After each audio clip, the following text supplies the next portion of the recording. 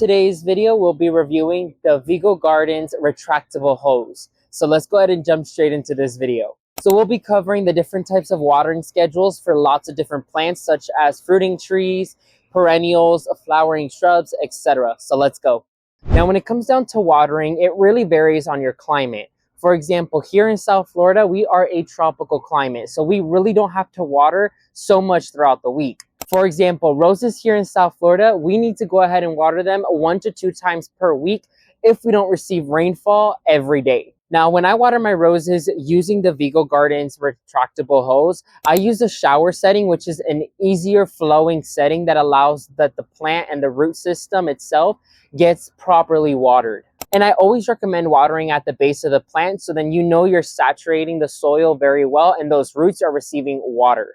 So now let's discuss about watering your trees. Now, this is a really important topic because when it comes down to trees in general, whether they are flowering, whether they're evergreens, or whether they're fruiting trees, the first month that they're newly planted into the garden, they have to receive lots of water. Even for us Floridians that receive daily rainfall, we have to give them supplemental watering throughout the week.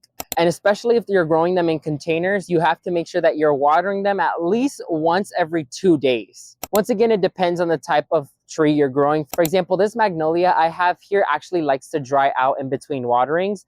But for example, for a citrus tree, they actually like to stay moist and hydrated. Now, moving on to our next group of plants is your crops or the veggies you grow in your garden.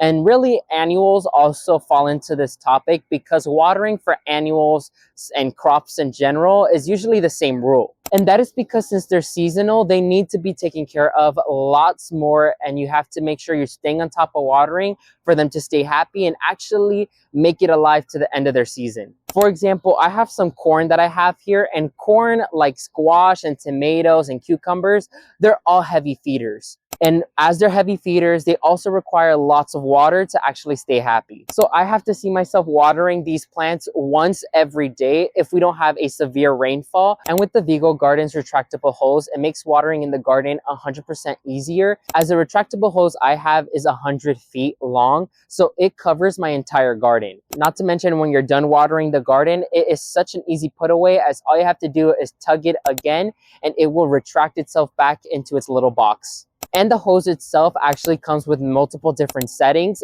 So watering in the garden is way easier with the Vego Garden retractable hose. And it just allows you to enjoy the garden while you're taking off a garden chore and watering the garden.